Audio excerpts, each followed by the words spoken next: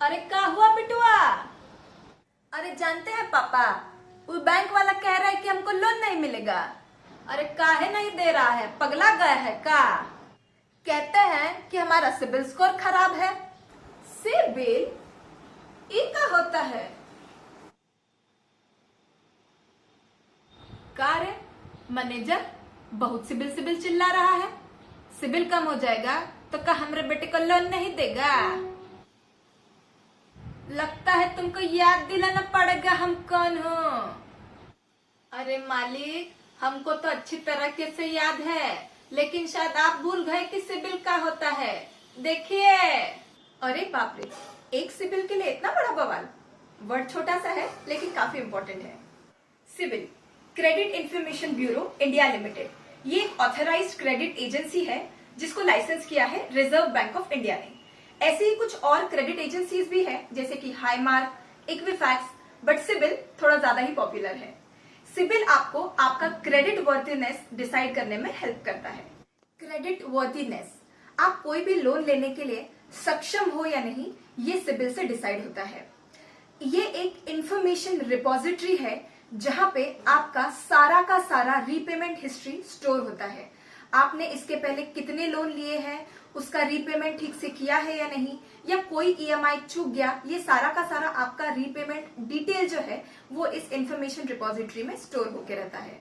किसी भी individual customer या कंपनी को कोई भी लोन सैंक्शन करना है या नहीं करना है, ये banks and other financial institutions उसके एक स्कोर से डिसाइड करते हैं। इसी स्कोर को हम लोग सिबिल स्कोर कहते हैं। यही स्कोर जो है आपके रीपेमेंट हिस्ट्री से डिसाइड होता है। अब भाई सिबिल स्कोर का एक रेंज होता है। 300 जिसका सिबिल स्कोर होता है उसको हम लोग एक लीस्ट और वर्स्ट सिबिल स्कोर कह सकते हैं, और 900 सिबिल स्कोर जिसका होता है वो एक बेस्ट सिबिल स्कोर होता है। बहुत सी बार आपने सुना होगा कि जिसका सिबिल स्कोर कम है उसे या तो लोन ही नहीं दिया जाता या उसे रेट ऑफ इंटरेस्ट बहुत ज्यादा लगता है। अब भाई ऐसे क्यों?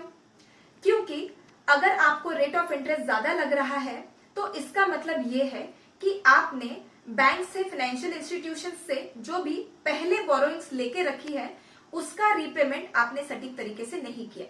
इंस्टॉलमेंट भरने की ड्यू डेट आ गई, आके चली भी गई, आपने इंस्टॉलमेंट भरा ही नहीं।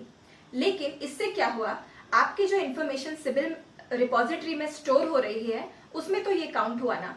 अगर आप ऐसा 2 बार 3 बार करेंगे तो इससे आपका जो है सिबिल स्कोर अफेक्ट हो जाएगा, क्योंकि आप इंस्टॉलमेंट अगर टाइम पे भर नहीं रहे हो तो आपका सिबिल स्कोर कम हो जाएगा।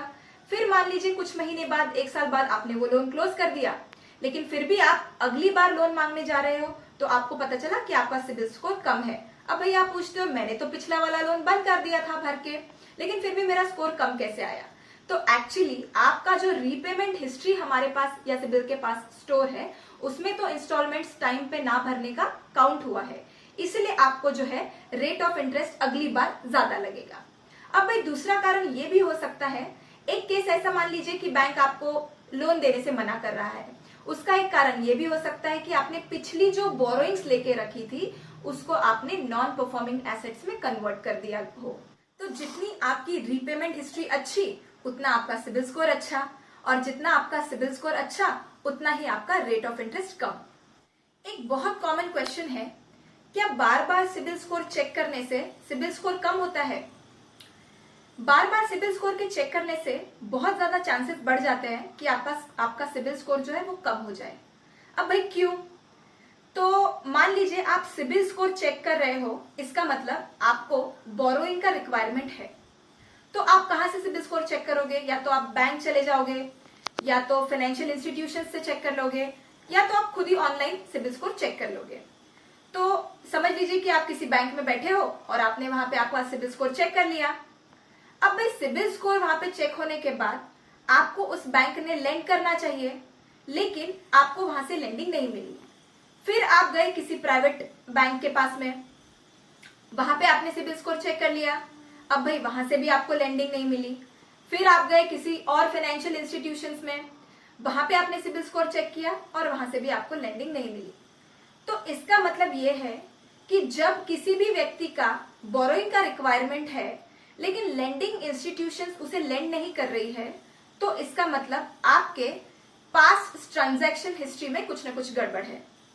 इसीलिए बार बार अगर आप सिबिल स्कोर चेक करेंगे तो आपका सिबिल स्कोर बिल्कुल इफेक्ट होगा और हाई चांसेस है कि वो स्कोर कम हो जाए। तो अब तक तो हमने देखा कि सिबिल स्कोर क्या है और सिबिल स्कोर कैसे कम होता है। अब बात करेंगे कि सिबिल स्कोर को बढ़ाया कैसे जाए।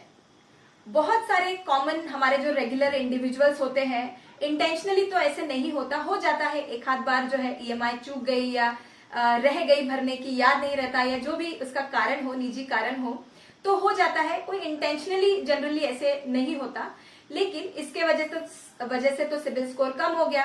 अब भाई इसको बढ़ाए कैसे?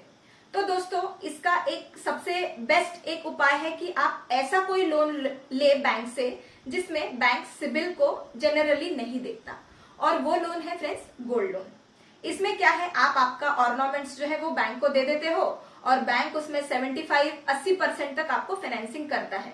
तो उसमें बैंक के पास 100% सिक्योरिटी होती है, इसलिए जनरली बैंक्स सिबिल स्कोर इस लोन में नहीं देखते। तो इससे जो है आप गोल्ड लोन ले लो, उसके बाद में आप 3 से 6 महीने में आपके सिबिल स्कोर में इंप्रूवमेंट देख सकते हो। सेकेंड चीज है, आपका जो भी अनसिक्योर्ड लोन है बैंक से लिया हुआ, अनसिक्योर्ड मतलब जिसमें आपने कोई भी बैंक को गारंटी सिक्योरिटी नहीं देके रखी है, उसको हम लोग अनसिक्योर्ड लोन कहेंगे। जैसे कि पेंशन लोन, अगर आपने ऐसा कोई अनसिक्योर्ड लोन लेके रखा है तो उसको जल्द से जल्द क्लियर करें ताकि आपका सिबिल स्कोर बढ़ जाए। जितना कम अनसिक्योर्ड लोन उतना ही आपका सिबिल स्कोर ज्यादा होगा। बुझे? और आप भी चैनल को सब्सक्राइब नहीं किए ना, तो आपको भी अच्छा कंटेंट नहीं देगा। चैनल को लाइक, शेयर और सब्सक्राइब जरूर कीजिए ताकि हम आगे बढ़ सके।